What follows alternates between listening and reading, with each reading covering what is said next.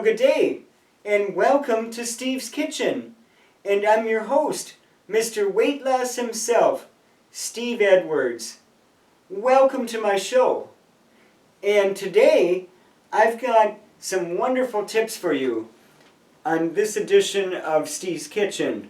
I'm Mr. Weight Loss himself, Steve Edwards. And if you want to lose weight, maintain your weight, increase your energy or vitality, or reduce chronic disease such as stroke, heart attack, diabetes, this sort of thing, then stay tuned because I've got a chilled watermelon soup recipe for you. And it's really simple. All you got to do is get yourself an organic personal size watermelon like I have here, okay? And then you get yourself some organic light coconut milk, so you reduce the fats. And then I've got some mint, and then I've got some fresh ginger.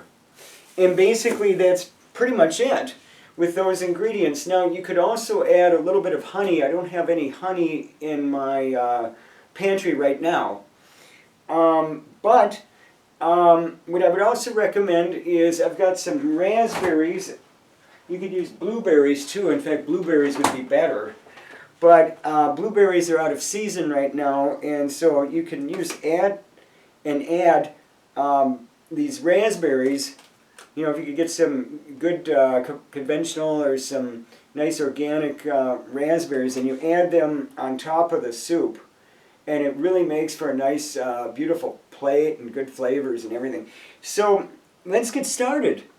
And so first what we're going to do is this watermelon, I don't know if it's any good or not because it's got a couple of little mold spots here you can see, but we're going to cut into it anyway and cut it in half. And as you can see, things flip around now and then, but that's okay. You know, we're all human, it's all good. We're all learning. And so with that, what you want to do basically is just cut this thing up and maybe save about one slice because you're going to want to use the a little bit as kind of like a garnish. So we could take this and maybe we'll grab a small plate here and put this aside in case we want to use this for garnish later. And so for now, what we're going to do is we're just going to try to tear down the watermelon, and we're going to put the little chunks in our blender here. And so all I'm going to do here is attempt to try to remove the rind from this, you know, cut the center pieces out from the rind. And so you just have to be careful and patient and just kind of work your way around the watermelon until you get large chunks, and you discard the pieces here. Discard all your rinds. And so you just keep going at it until you're done here. And so I have over 40 physical disabilities, injuries, and medical conditions, and yet I still have enough time, patience, and abundance to share these wonderful ideas with you folks here today. Now, why would I do that? It's because I understand the benefit of healthy eating. I've lived it, I've breathed it, and it's amazing the difference this makes in your life. If you do everything fresh and get off the corporate diet and start eating healthy, it'll change your life. You won't be sick. You won't get like colds and flu bugs and things. It was amazing. I used to be sick 60 to 90 days a year when I was obese and weighed about, my max weight was 218 on this little tiny French-English frame of mine. And I had lost 88 pounds in 8 months. And after that, you know, I just decided this works so well. I've only been sick, and I've been lean now for 30 years, ending 20 years of obesity. And I've only been sick with like flu bugs and where I've been taken down about 45 days in 30 years, where when I was fat on the corporate diet, canned, frozen, pre-bought, pre-packaged, fast food, institutional food, that's the corporate diet. When I was fat, I was sick 60 to 90 days a year. Now think about that. 60 to 90 days a year versus 45 days in 30 years. That's the difference between doing fresh, lean cooking like I teach, or living on the fast food corporate type diet. And so most people don't realize how they're being manipulated. And see, what happened with me is I lost 88 pounds in 8 months, and I became a psychology instructor with the money that I saved off junk food. And so, with that being said, that's an incredible feat for somebody who has so little experience, at the time. And so I'm in my mid-50s now. I was only in my mid-20s when I lost all that weight, but I was fat since the time I was in first grade. And so my goal is to share as many weight loss and health secrets with you folks, my audience, because what happens is it changes your life forever. You know what I mean? If you can be not, healthy and not get sick all the time, what a feat that is, right? Now I'm going to rinse this off here. If it's a little off camera here, well, that's okay. We won't bore you to death too much. But what happened is, so I lost all this weight and I became this psychology instructor, and I need to make a name for myself, right? So I hooked up with these trade show producers for 4 years, and I went on a circuit around the Twin Cities here, promoting health and wellness with my seminars and workshops. And that gave me in-field experience and confidence to be able to go in front of large audiences. And what's really great is that when you have the ability to be able to control your health destiny, pretty much, aside from environmental factors and genetics, essentially what happens is your whole life just does a 180 in the right direction. See, we've got a few moldy ones here. That always happens. That you really have to keep these dry. And what I recommend sometimes is you flip the bag inside out, so now the wet side is on the outside. You put it in here, it won't mold as quickly. But take a sprig of mint, and you're just going to peel off the leaves, and we're going to dice these. And we're going to put this in with the mixture we have there. And if you have some fresh basil, it's not readily available. Each time I buy basil lately, it's always turns black the next day. And so we roll it in the cigar like you would your basil, and you just cut it up in little pieces here. And then we're going to add that in with our mixture here. I think, something, since I don't have any basil, we can do another. Let's do 2 sprigs. So we're going to do a second one here. We're going to strip the stems and leaves. Get this out of the way. And we're going to kind of roll this up again into a cigar here. That's what the French do with the basil.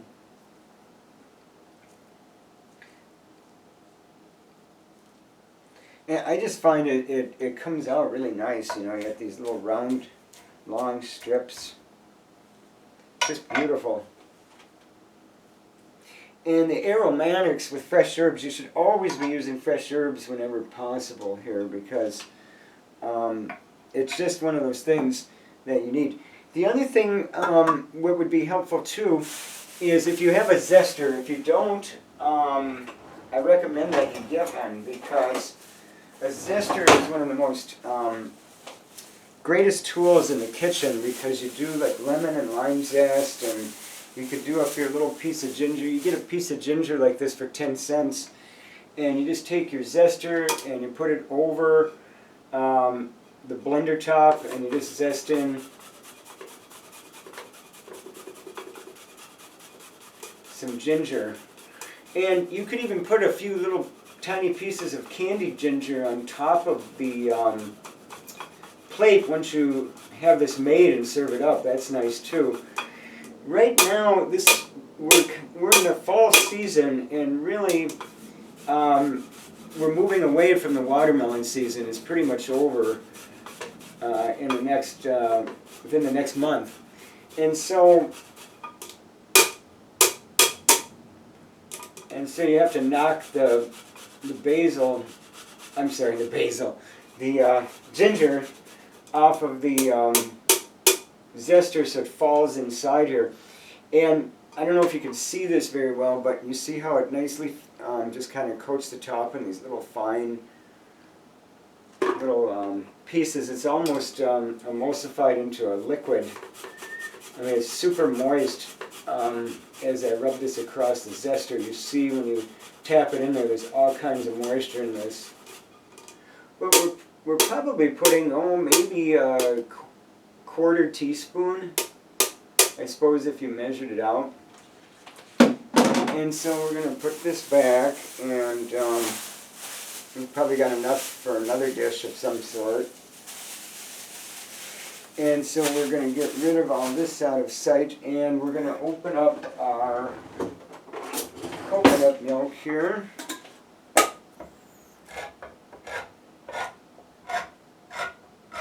And what we're going to do is, because you don't want the blender to stick, we don't want to cut our fingers on the metal can here, so we use the knife to lift this out. We're going to take about half the can of coconut milk, and we're going to pour that in now, so it leaves the blender with some liquid so it can mix up. And then what we're going to do is we're going to set our blender to puree, okay, which is a low speed, medium setting. Just going to let that thing go.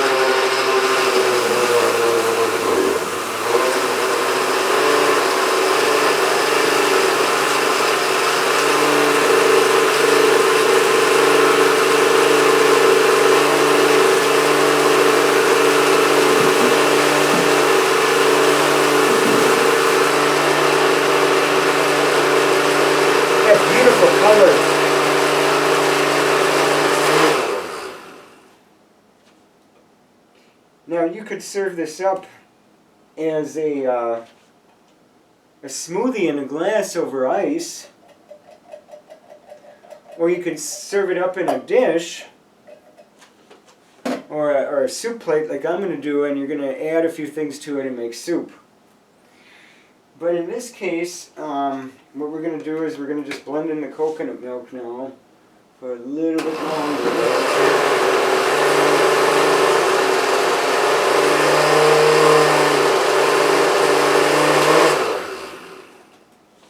Okay, now what we're going to do is we want to chill this.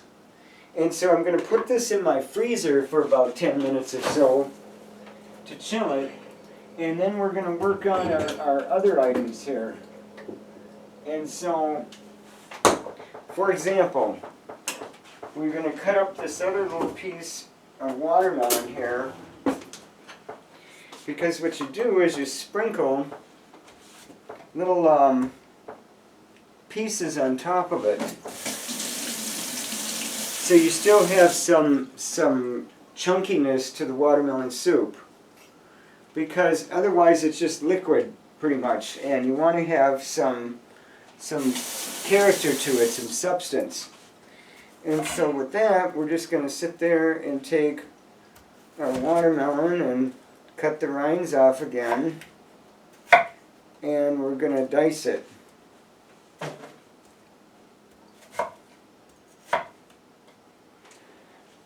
And we're not going to use, we could dice this and put the whole thing in with the soup mixture, or we could add it in as needed. I think what we're going to do today is add it in as needed, because if you do that, that way I could tailor it with each serving. And just let the weight of the knife do the work. See that, how easy that is? If you're putting effort into it, you're working too hard. You just let the knife do the work.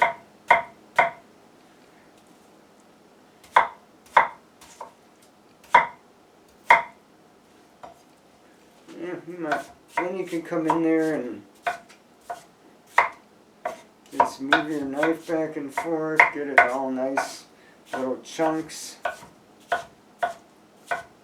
And it's just to give it some substance. If you're going to have watermelon soup, it's nice to have a few chunks of watermelon, right, and not have it all liquid. And so what you're going to do with this is you take a small little plastic container and you just put it inside there, and you're going to add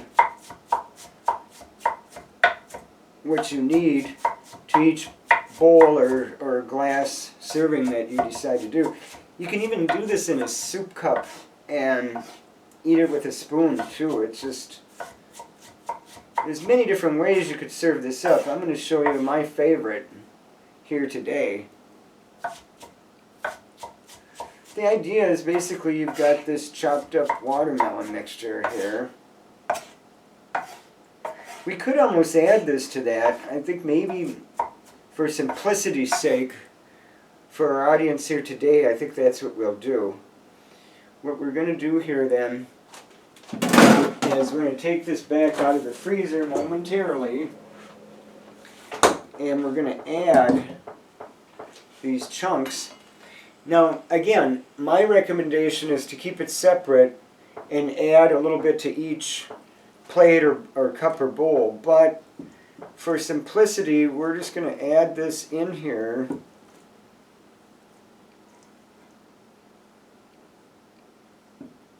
And it gets a little messy. That's okay. I mean, there's no room for perfection here. The main thing is that you made the effort and you came out a winner with some really great lunch. Really, this is the perfect lunch or the perfect power, snack in between things if you're athletic and you need to go out for a jog or run or something, or you have a glass of this or a bowl of this. And so what we're going to do here is we're going to stir in. I'm going to grab a clean spoon here. We're going to stir this in evenly here. So when we pour it out, we're going to get a few chunks of this, so it's not all liquid. Because remember, we liquefied, the majority of the watermelon along with the coconut milk. Okay, and so now we're going to chill this. Like I said, you need about a good 10-15 minutes. And we're going to just try to chill this thing out of here. And again, I'm not perfect, you're not perfect, we're not seeking perfection here, we're just seeking the mere effort in trying to become healthier, leaner, and wiser. And that's my goal, is to share that with you, my wonderful television audience. And if you're tuning into YouTube, and I guarantee you when you try this, you're going to like it. It would be highly doubtful that you didn't. But if you like it, be sure, if you're seeing this on YouTube or if you're tuned in on a cable network or channel, to give it a good thumbs up and subscribe, because this is just going to change your life forever.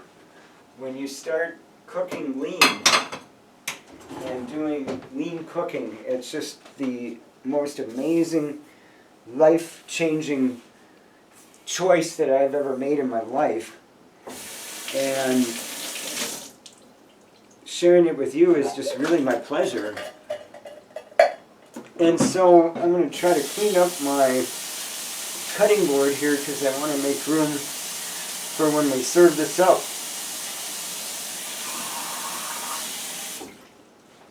And so I hope I don't bore you to death. I mean, this is my own personal kitchen where I have my own personal ideas and recipes that I share.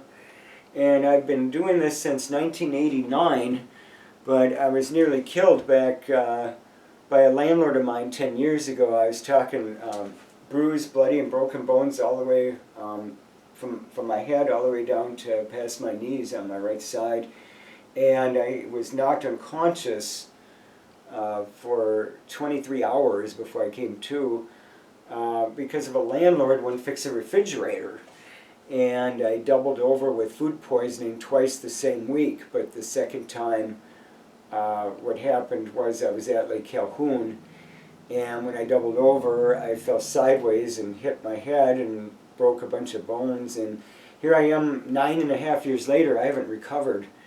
And so one way to help in my recovery is to do what I do best, and that's be kind and generous and forthright and share the secrets to my success. Because if I was on the corporate diet and had the same injuries, I'd be severely depressed more than likely, because the things like corn fructose sweetener and things like too much salt and sugar in that, it has adverse effects on your brain, and you're not able to cope with trauma and cope with isolation and cope with weakening muscles and things like this unless you're able to eat healthy. And what I mean by eating healthy is not polluting your body with things that don't benefit it. So you're not drinking, if you drink sodas, only have 1 soda a day. If you're a coffee drinker, try to limit that. And don't be adding iodized salt. Instead, use some sea salt. I use sea salt, and I use cracked pepper if I'm going to use salt and pepper. Usually it's just in cooking. I usually don't like to add much unless I'm having a salad, maybe with some cracked pepper. But I'm going to take a short break here and come back, and we're going to have our chilled soup all ready for you. And so with that, we'll be back shortly.